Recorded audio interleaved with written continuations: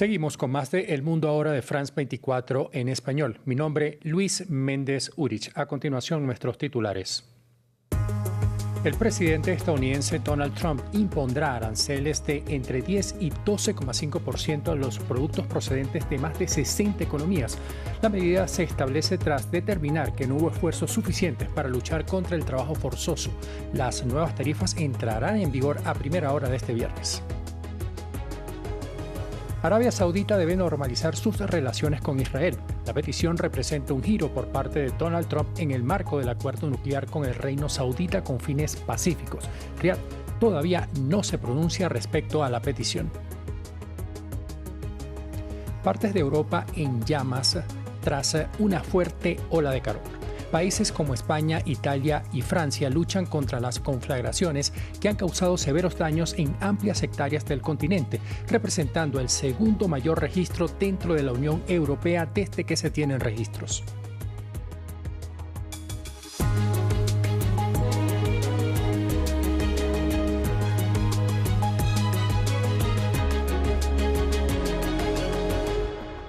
Comenzamos.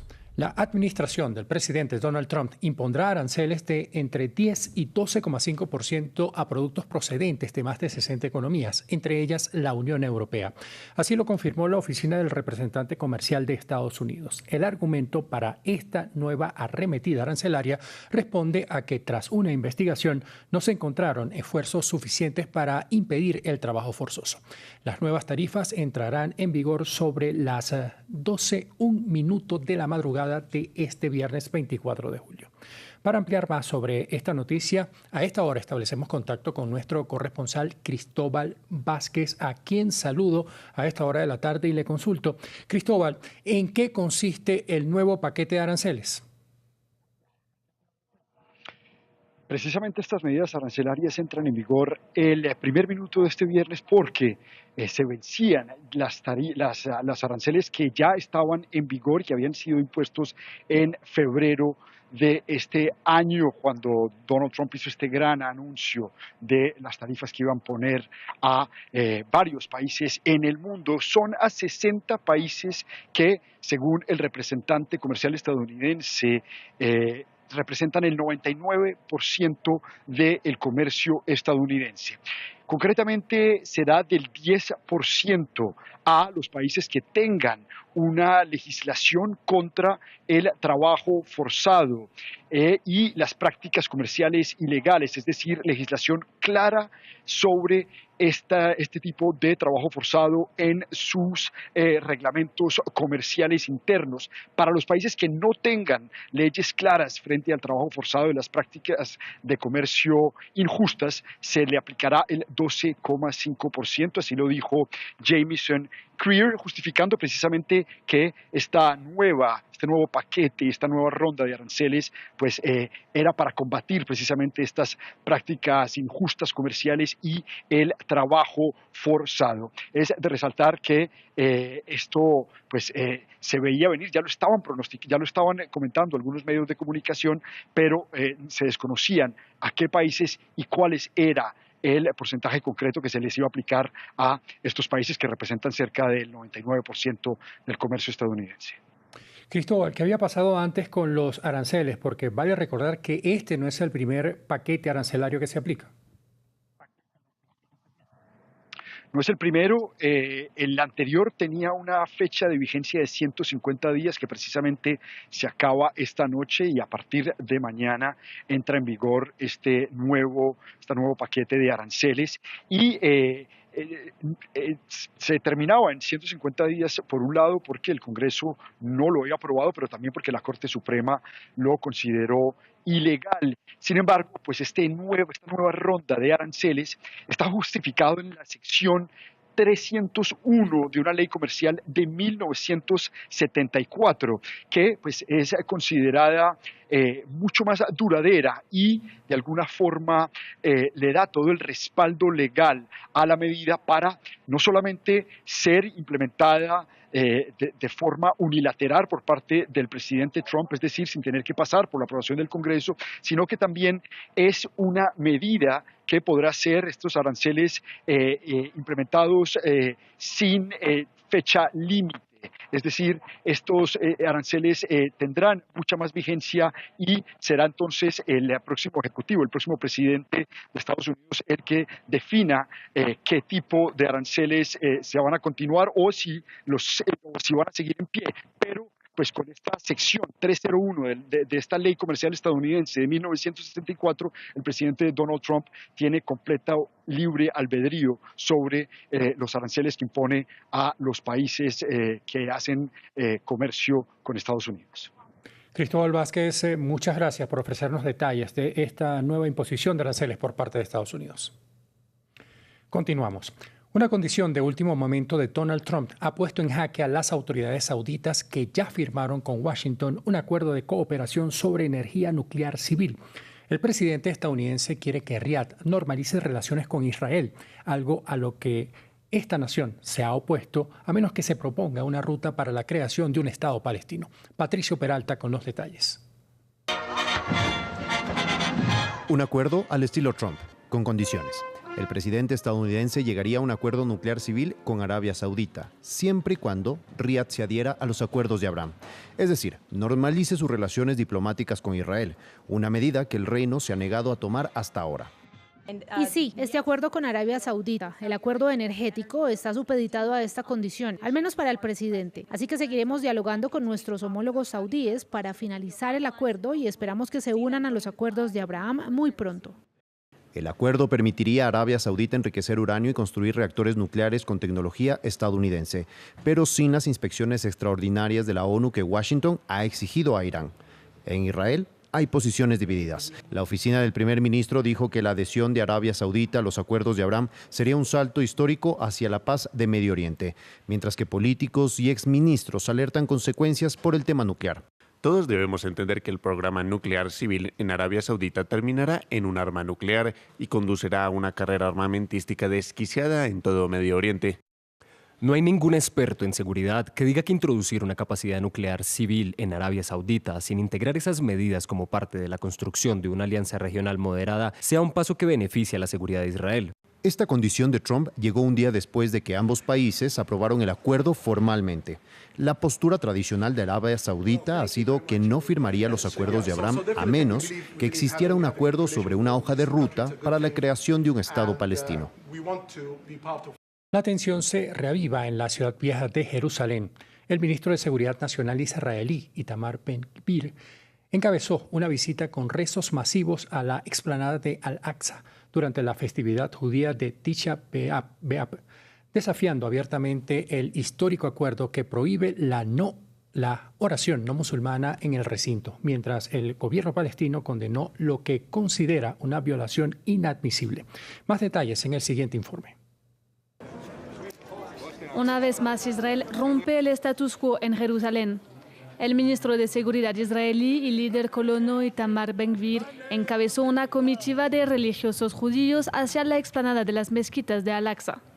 Esto rompió nuevamente el delicado acuerdo con las autoridades musulmanas que data de décadas, según el cual el lugar es administrado por una fundación religiosa jordana y los judíos pueden visitarlo, pero no pueden rezar allí.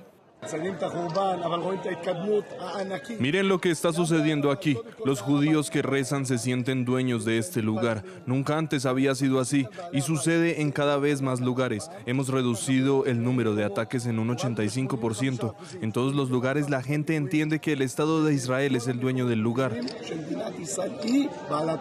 La explanada de Haram al-Sharif, el complejo donde se encuentra la mezquita de Al-Aqsa, es uno de los lugares más sensibles de Medio Oriente.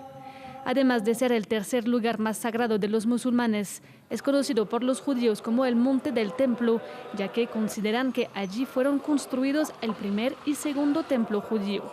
Es el lugar más sagrado del judaísmo y ahí sectores colonos extremistas han declarado que aspiran a construir un tercer templo. La visita coincidió con Tisha B'Av, el día en el que los judíos conmemoran la destrucción de los dos templos. Las autoridades en Ramallah condenaron los hechos.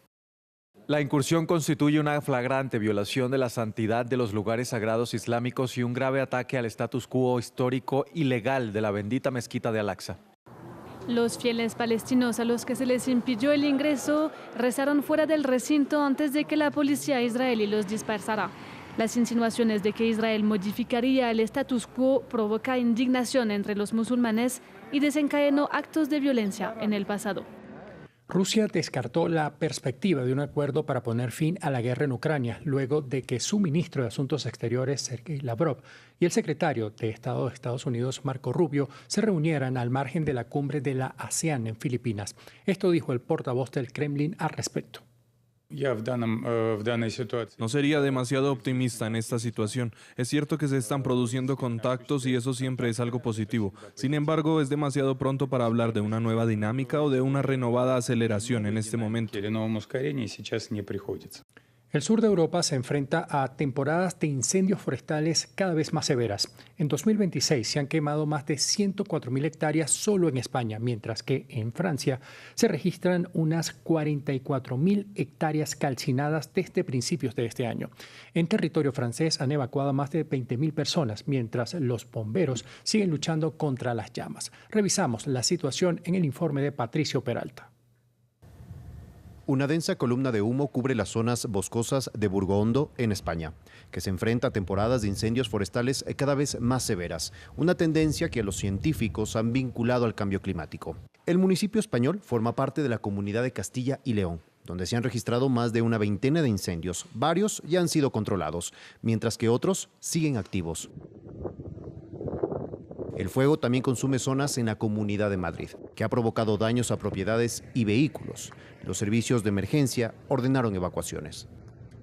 Se ha desalojado el centro residencial Casa Hogar Amán Picadas en Aldea del Fresno por la proximidad con el incendio forestal de Villa del Prado. 38 residentes serán trasladados al polideportivo municipal. España es ya el país más afectado de la Unión Europea por los incendios este año. En 2026 se han quemado más de 100.000 hectáreas solo en España, pero no es el único país afectado. En Francia se han consumido más de 40.000 hectáreas. En la costa del sureste de Francia, las llamas se extendieron a través de los pinos, lo que obligó a más de 20.000 turistas y residentes a huir a un lugar seguro. Todas esas llamas y el cielo rojo. Nunca había experimentado nada parecido desde que estoy aquí. Estuvimos a punto de irnos. Había una columna de fuego extremadamente amenazante a solo unos cientos de metros. En toda Europa, 3 olas de calor consecutivas esta temporada han intensificado la sequía, agotado los recursos hídricos y dejado la vegetación extremadamente seca. El secretario de Estado de Estados Unidos, Marco Rubio, descartó la participación de la Premio Nobel de Paz y opositora María Corina Machado en un eventual gobierno de transición en Venezuela. Rubio dice que esa labor de un nuevo ejecutivo debe depender de los venezolanos. Recordemos que fue precisamente una operación de Washington la que terminó en enero con el arresto del entonces presidente Nicolás Maduro. En definitiva, diría que para que Venezuela logre la reconciliación que necesita para avanzar en todos estos otros proyectos, es necesario que estén representados todos los sectores de la sociedad venezolana. Y obviamente María Corina representa un elemento importante de ello. Quiero decir que cuenta con seguidores allí y con personas que la apoyan, pero en un proceso de reconciliación estamos ahí para facilitarlo, no para dictarlo, y sin duda ofreceremos orientación y apoyo en la dirección en la que avance. A poco para cumplirse el primer mes del doble terremoto que sacudió a Venezuela y que se ha cobrado la vida de más de 5.300 personas, el Banco Mundial entregó este jueves un informe sobre el impacto de esta tragedia. 19.500 millones de dólares en daños físicos directos. Casi la mitad de esta cuantía viene de las afectaciones a las viviendas. Son los estados de La Guaira y el Distrito Capital los más golpeados, con el 47% total de los daños. Según Naciones Unidas, más de 1 millón de personas necesitan ayuda humanitaria de manera inmediata. Y hay celebración en Latinoamérica, pues en el Tour de Francia, el ecuatoriano Richard Carapaz conquistó la etapa 18. El pedalista del equipo EF Education, Easy Post, atacó a falta de 2 kilómetros de la meta para completar con éxito su incursión en la fuga. Carapaz, de 33 años, levantó los brazos en el puerto de primera categoría de Orcieres a 1.825 metros de altura en los Alpes. Es el primer triunfo en esta edición y el segundo en su carrera. No hubo cambios en la clasificación general y el esloveno Tadej Pogačar sigue como líder. Hasta aquí el presente bloque de noticias. Continúen con la programación de France 24 en español.